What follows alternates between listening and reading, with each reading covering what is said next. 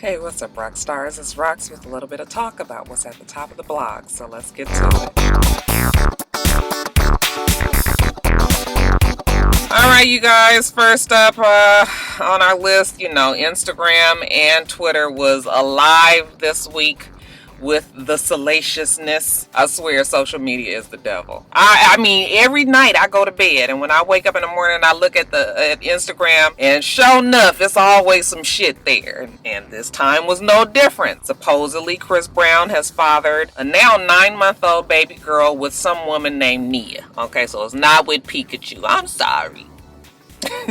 So yeah, Keyshia is his long-suffering girlfriend. We know she's been around forever, through thick and thin. She is the epitome of a ride or die. And for those of you guys who claim to be ride or dies, I hope you can take the example of Pikachu's stupidity and maybe learn a few things, okay? How not to be when you're in a relationship with somebody. So this is how the story goes. This girl, Nia, is supposedly a friend of Christina Milian's, who is the best friend or a bestie of Keyshia. There's pictures of them that have surfaced this week of this girl Nia in group shots with both Keyshia and Christina Milian back in 2012. So this Nia girl has been around some time. Still not sure if she's close friends with Christina Milian, or she just, because they're group pictures, you can't really tell.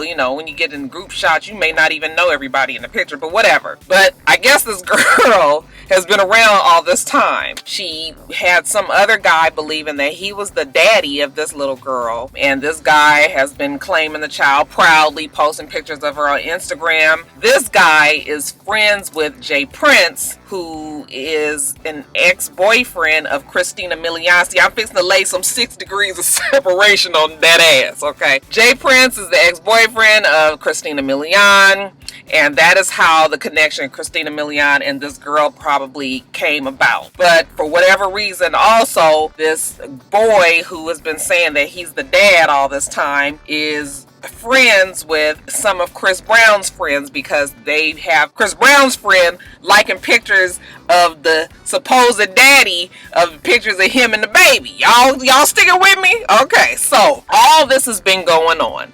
Okay, Chris Brown has not said anything about him being a father, of course, and we all been going on about our lives. Now, supposedly they're saying the reason that Keyshia found out about Nia is that Chris Brown is on this Between the Sheets tour, and he is on tour dates or whatever, and I guess Keyshia was going to go with him on a couple of the dates, travel with him. So his road manager supposedly sent her the itinerary of which, when she was expected to, where she was expected to go.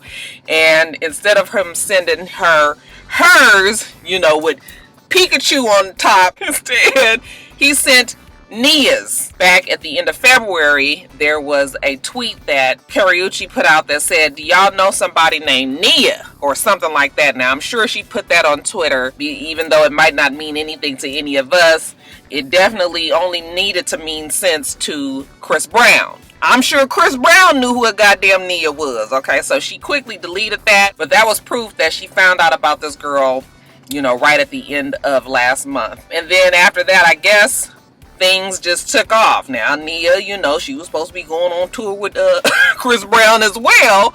All I got to say is I'm gonna need the road manager to just handle just the road manager duties, and don't be fucking around with the side bitches, okay? Don't even do that. Maybe we need to get that to a different person. Who's the weed handler? The road manager obviously got too much shit on his hands. He fucked it up. Damn, I hope he got a job if it is a true story. I mean, he is the person responsible, if it is true, for blowing this whole thing out the water. So, from all that happening, I'm not sure what has happened behind the scenes, of course. Shortly after that, TMZ put out this whole story that Chris Brown has this 9-month-old baby. No, it is not with Nia from Love and Hip Hop Los Angeles. That was the rumor that was going around. I even heard somebody talking about it on the radio. That chick Nia, Teddy Riley's daughter, the one that Soulja Boy was with, she also has a little girl, so I could see how the stories could get mixed up, but no, it's not the same person. When you see the pictures of this girl Nia that's floating around, she doesn't look anything like the Nia that we knew from Love and Hip Hop Los Angeles. So, just a mess, okay? And of course, Keyshia, like she always does, she comes out on Twitter after all of this shit shit was going on, and she says, you know what, I'm out. I'm gonna throw in the towel. I don't feel like no baby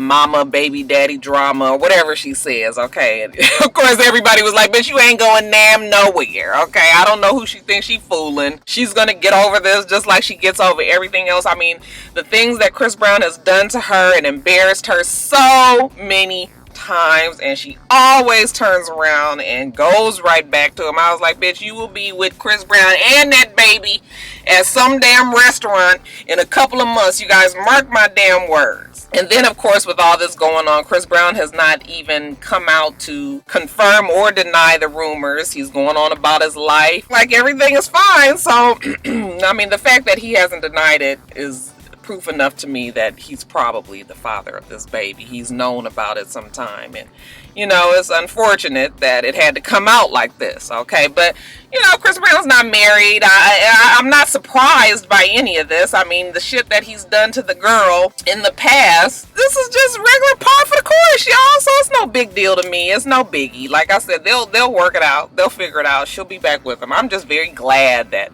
Rihanna has finally, as far as we all know, has finally just decided to leave Chris Brown's ass alone, because he is just so much unnecessary and unwanted drama. Yeah, that's it. That's the story with Chris Brown and Pikachu and Nia and little baby Chris Aniqua.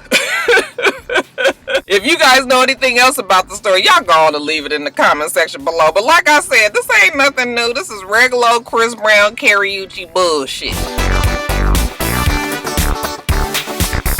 Empire has been such a phenomenal television show. Whether you like it or not, it has broken many records, and it is doing the damn thing. So good for Empire, good for Lee Daniels, good for the Danny, what's his name? Danny somebody. Okay, they're the creators of the show. But let's talk about the drama that has come out since with Monique, and how she came out and said that she was blackballed in Hollywood because of the drama that surrounded her not wanting to do promotional and press tours for the movie Precious. Before we even get started on all of that stuff, let me just say that I've always felt like Monique very quickly bought into her own hype, believed her own hype, and that's always a mistake. When you become something like overnight, like just the sensation, like right away, and everybody is calling your name and everything is that is exactly the time that you need to kind of humble yourself and sit back and just be appreciative of things that have happened to you. Kind of just ride the wave out. But you know, a lot of people, they become stars and the ego grows and the head gets bigger, and you get a lot of yes people around you, and you know, it just starts to kind of snowball out of control. So I have felt like Monique was a mean person. I've never really liked the fact that she was so dramatic. Everything was my sister and my brother, and you know, it just seemed like it wasn't genuine to me. Now I know she has a lot of fans, and I liked Monique's comedy. I like to see her, but she just was a little bit much for me. But whatever. It's interesting that she comes out right when Empire. I mean, she's been under the radar for so long. I mean, when did she win that Oscar for Precious? A long time ago, some years ago. But she picks this time that Empire is doing so well to come out and say that she was blackballed in Hollywood, that Lee Daniels called her and told her that she didn't play the game, and that's exactly why she hasn't been able to have any acting success ever since, pretty much since she was in the movie. And of course, after she said that, you know, it was all this press around her. Lee Daniels came out and said, I didn't exactly say she was blackballed. I just said that, you know, this is show business. It's part of the business to go out and be a part of what's going on. Is when you're in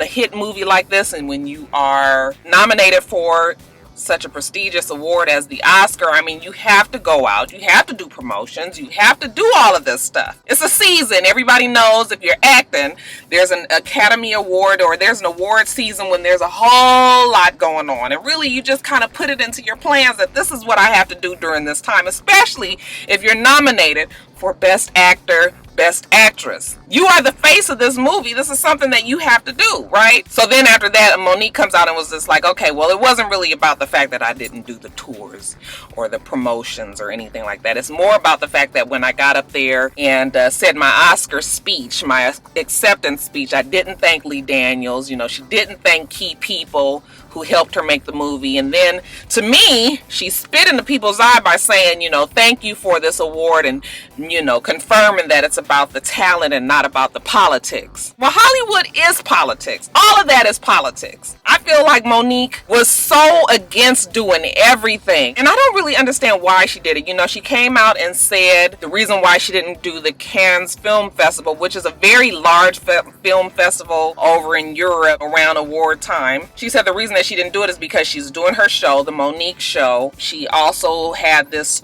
comedy tour that she was doing at the time, and she was a mother and a wife, which I understand. Okay, she's loyal to her show, she has these other responsibilities, but you know what, the Oscar, when you win the Oscar, even though it's been proof that a lot of black actors, especially once they win the Oscar, they don't seem to have as much success as they used to.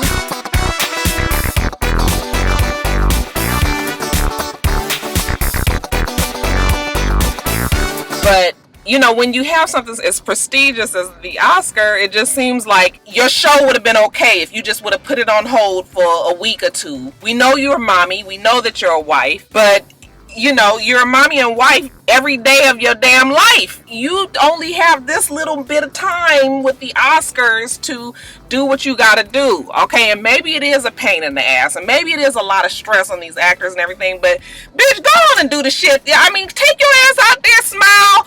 You know, how hard is it to walk down some red carpet and smile at some people and say, oh yeah, I really enjoyed making the movie and the staff was great, and, you know, thank you. I mean, why not say thank you? When I do something for somebody, I don't expect a thank you, but a thank you would be fucking nice, especially if it's something that has maybe turned your life around. Even if it's nothing else, can you please just say I appreciate you? And I think that's what Lee Daniels and all them was saying. And that on top of a lot of other things. I mean, she just was difficult. Remember all of the fuss that they would make about her hairy legs? I felt like maybe she wanted to shave the bitches, but she was like, I ain't doing it because everybody else want me to do it. Okay, just something, just anytime you got to go against the grain. That's kind of how I feel Monique was. Then it started to come out that she was originally the person that was considered for the role of Cookie, and they also considered her for, I think they said, Oprah Winfrey's role in The Butler. And then I started to try to imagine her as those characters, and maybe she could have did it. I don't know. I mean, to me, I just always thought that when I can't get my words together. The people that they have playing the characters now are who I think should be the people, okay? I can't picture anybody else. I know they said Wesley Snipes and Monique. It's been all these names that's floating around. May or may not be true. Well, honey, Danny, the other co-creator, he came out and said, bitch, you wish the fuck we did ask you to be Cookie. Okay, he was like, that shit is not true. We didn't ask her to be Cookie. We ain't asked her to be Oprah's character in The Butler. And it kind of makes sense, like, if Monique is saying that, you know, she was blackballed by Lee Butler, or, you know, if he had some kind of funky feelings about her, then why would he offer her those roles? If I'm mad at you and I'm blackballing you, then what am I going to turn around and try to get you to be in The Butler and in Empire? So then I was like, okay, Monique, girl, I think you stretching that a little bit further, okay? Maybe it was a conversation that they had and he was like, you know, you are a good actress and you could have been in The Butler or something like that, and maybe she just ran with it and just said, oh, I was supposed to get the role. I don't know. I just tend to lean more on Lee Daniels and his co-creator side than Monique's side. Monique is not my favorite person. I'm just gonna keep it real with you, okay? I would have liked for things to turn out differently for Monique, but she's always been low-key nasty to me. So that's it. Okay, and also with this other bullshit with Empire, they're saying that Puffy wants to sue the show because he's saying that it's loosely based on his life. Yeah, you know, everybody is saying, well, did you kill Big E? And did you start your rap label with drug money and this, that, and the other? Yeah, I can't. You know, they ain't based that shit off of Puffy. I mean, there's many other people, if they were going to say they stole or based it on somebody else's life, there's many other rappers out there whose life might fit this storyline a little bit better. So, Puffy, go sit your ass down some goddamn where. And, yeah, oh shit, I forgot to look this up, but they're saying that the Jussie Smollett boy, the one who plays Jamal on the show. There's all this talk about whether or not he's truly gay in real life. I guess New York Undercover was in a damn interview the other day. He let the cat out the bag that, my boy Jussie was indeed gay. I guess he thought everybody already knew. And I was just telling somebody on Instagram yesterday, well, I think we all did kind of maybe have an idea. I mean, that's not surprising to me. It's no big deal. I think that this role in this show will probably help him along with this whole gay thing. If it is true, people will be a little bit more accepting, because we'll then kind of in our mind kind of equate him with the character on the show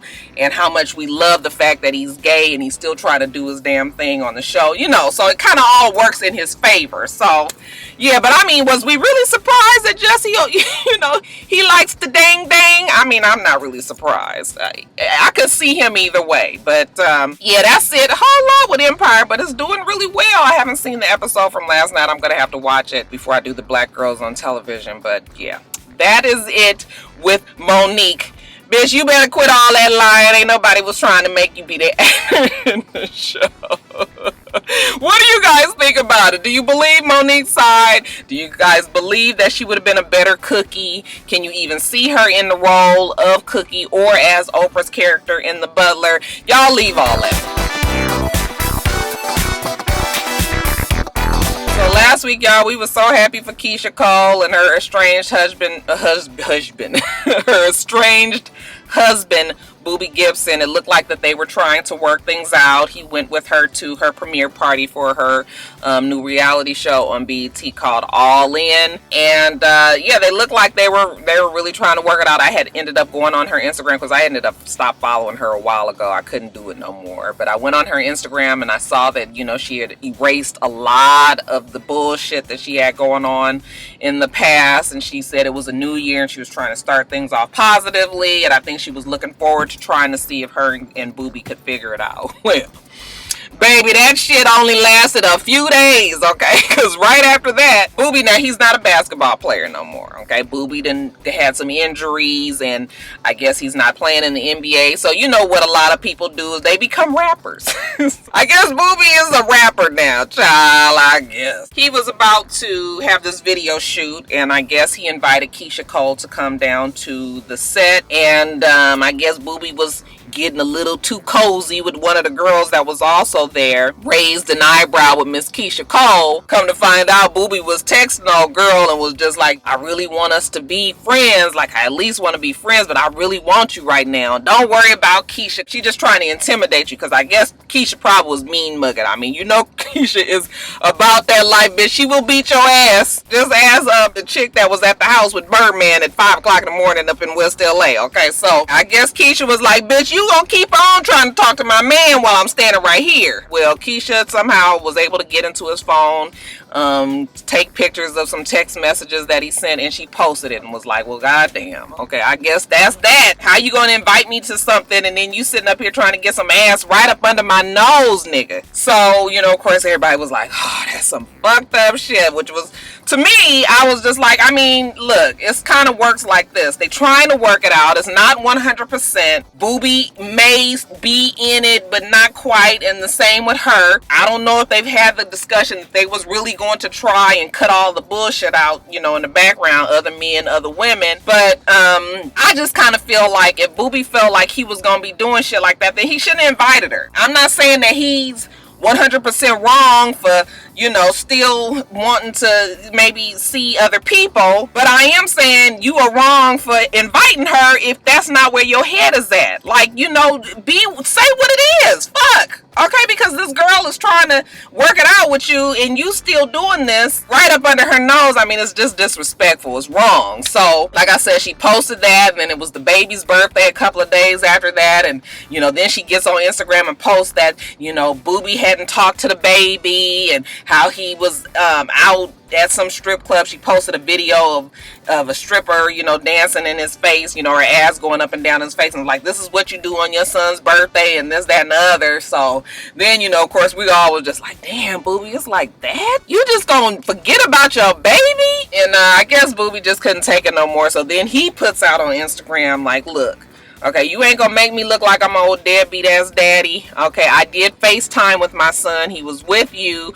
I FaceTime with him. The reason why you don't know, bitch, is because your ass was asleep. And actually, my son said he wishes he was with me because my mom has been asleep all day. He was like, but, you know, we said we was gonna try to be friends. And, you know, I've done so many things for you. And I, you know, made sure that the baby was with you and flew for hours and drove for hours and brought the baby to you for New Year's. And I've done so much, you know. So he goes on his side. He defends himself and says that he has really, look, the bottom line is these two don't trust each other anymore. When you're in a relationship and you don't trust the person, it is hard to get it back. It's hard. More times than not, it completely ruins the relationship because you've always got that, you know, you got your eye on that nigga real tough all the time. And it's unfortunate that people, even people that really, really love each other, once the trust is gone, it's never the same. And that might just be the situation with these two. There's been too much water under the bridge. They haven't been able to get past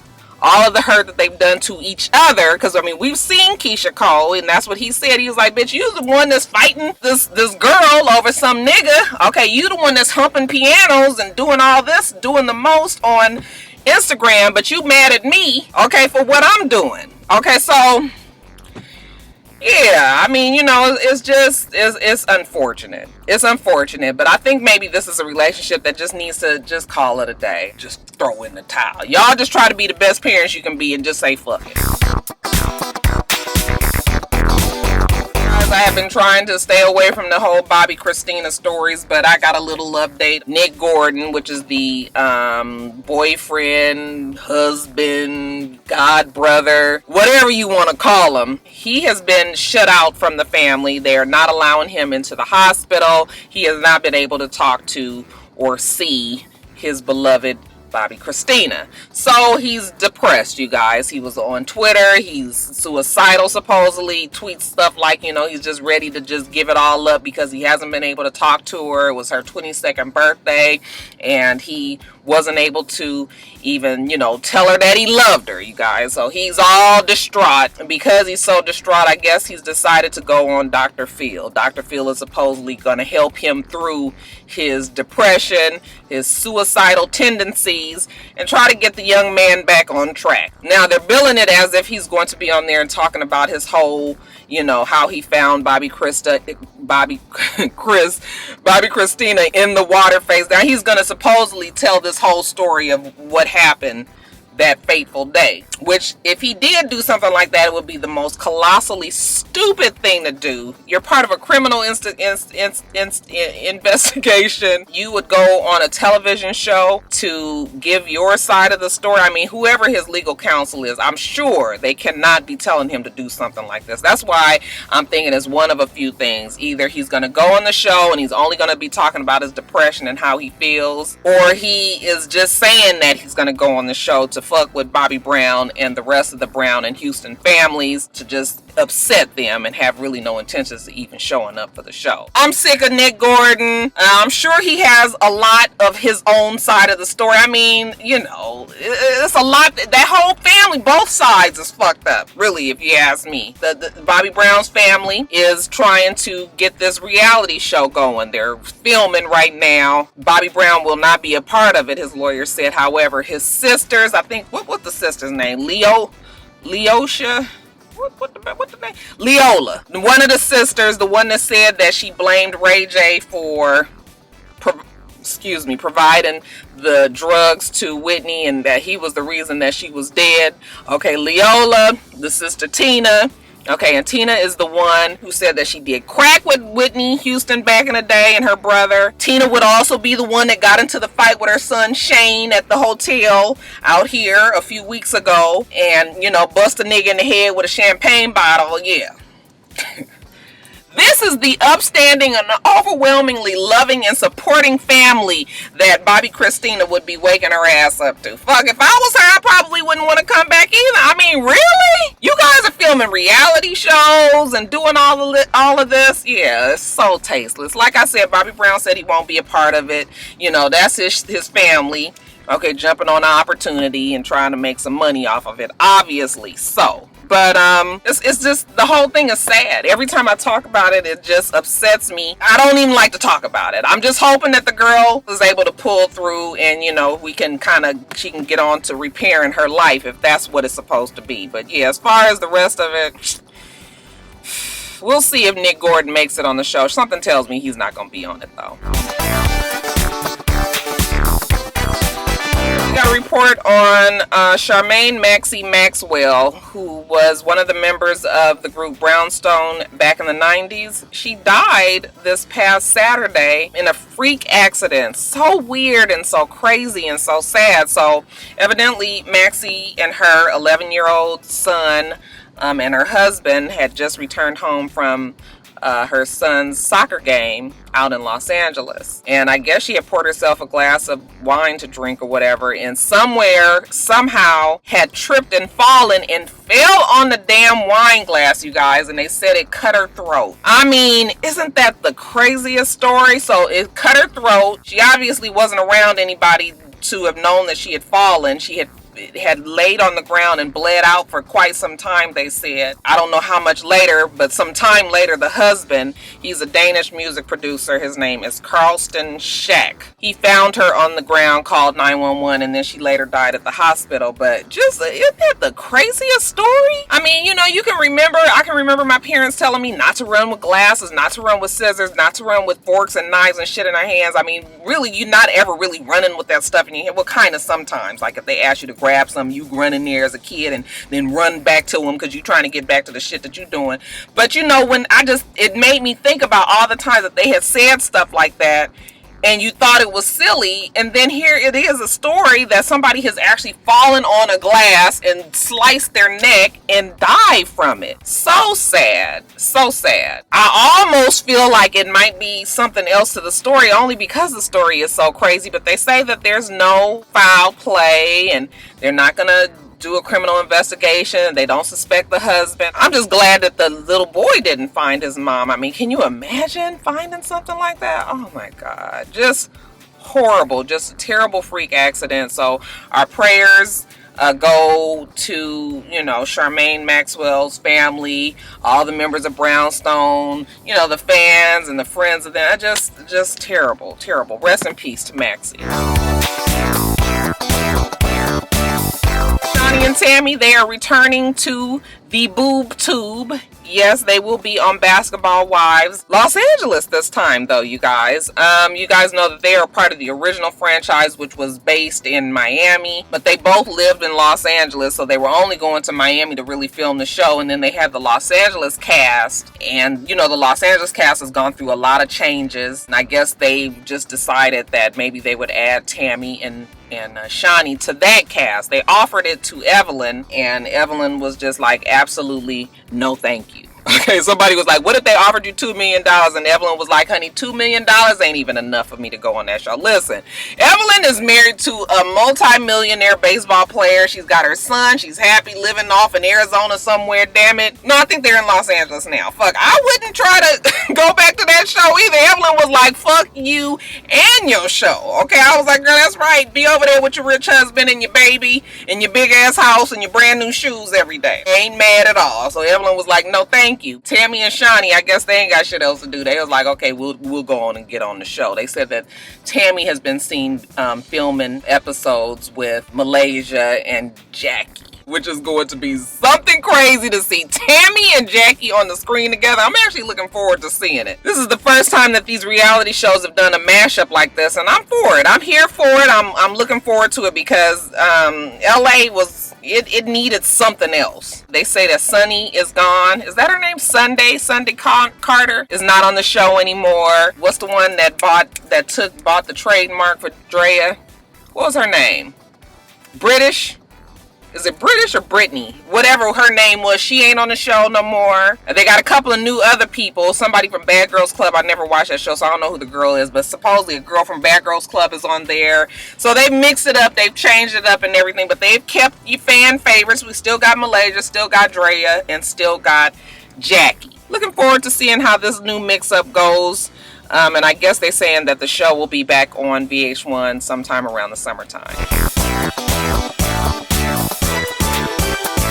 statement that Michelle Rodriguez made about how black people need to stop stealing the roles of white superheroes and stop being lazy, and that they need to create their own superheroes. She got a lot of flack about what she said for a few reasons. First of all, I think Michelle Rodriguez is not really just informed. Okay, my brother Brian, he is an extreme comic geek. Okay, he follows all of the comics when we were younger. I mean, he always had comic books and all of that. But you know what Michelle might not realize is there's a lot of black superheroes already. They don't make it to the mainstream because they're just not made as available as the white superheroes that we hear about. And you know, that might just be because the comic books companies don't think that, you know, black people will invest in those type of things. So if you have this voice and you're a person of color and you're in Hollywood and maybe you have some influence to maybe bring some of these people out so that they're, you know, that these black characters can be made, you know, can come to the forefront, and there maybe could be some Hollywood movies made about them. But yeah, they're definitely already there. It's not a fact of anybody being lazy. It's just a fact that the support is not there. So it was kind of an ignorant statement of hers to make. I mean, I get what she was trying to say. I mean, in a roundabout way, she was just saying that I want black people to take charge and do things for themselves. That's what she was trying to say. But instead, it just came out like saying how, you know, we shouldn't want to be what the white people do because that's the white people's. Okay, and black people don't need to do what the white peoples do. So it came out kind of wrong. It's black superheroes out there. It's just a matter of bringing them to the limelight. Did you guys get upset by what she said? I think the fact that she says lazy, that's a key word that, you know, kind of gets to us black people, because that's already a stigma and a stereotype that we have to fight off a lot of times. You know, the fact that they think that we just lazy sitting around wanting to be on welfare and asking for a handout all the time. It's not the truth. I think her choice of words and the fact that she just kind of ignorant on the whole superhero thing kind of did her in. But yeah, no big deal. I'm perfectly fine with these black actors playing traditionally white roles if that's what the studio has decided to put their faith in. More power to them. Who says that they can't do it? I think that is just fine. It's going to be kind of strange though when they try to work the black character into the already formulated storyline, as you know, like homeboy that's gonna be in Fantastic Four, and his sister is white and he's black. Now, you know, what was mama doing and why is bruh black? Was somebody sneaking off into somebody's quarters somewhere?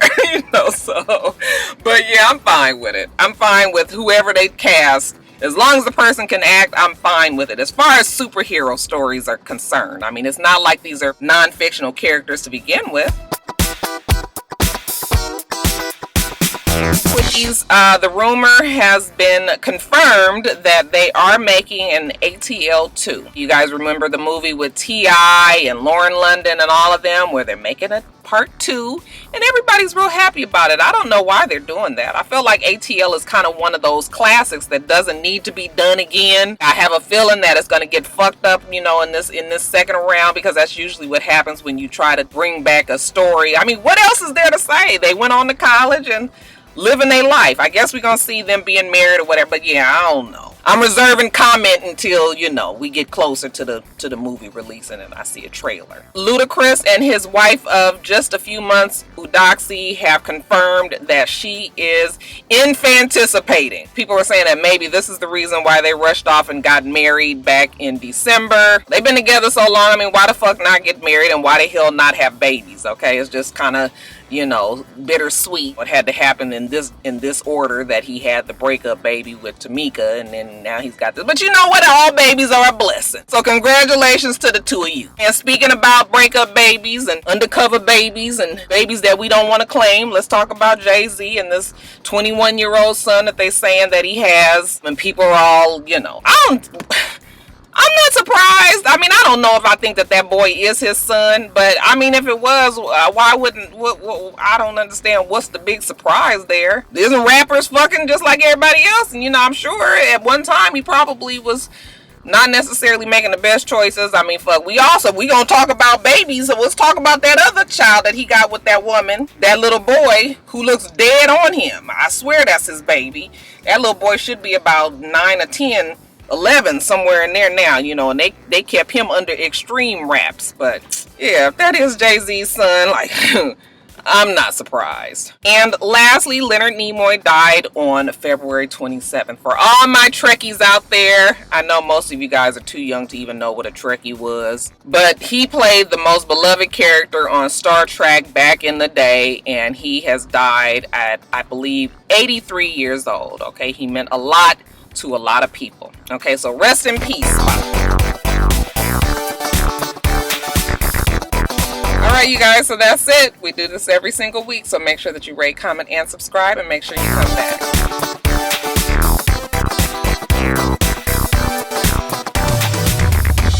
Until next time, Roxstars. Bye.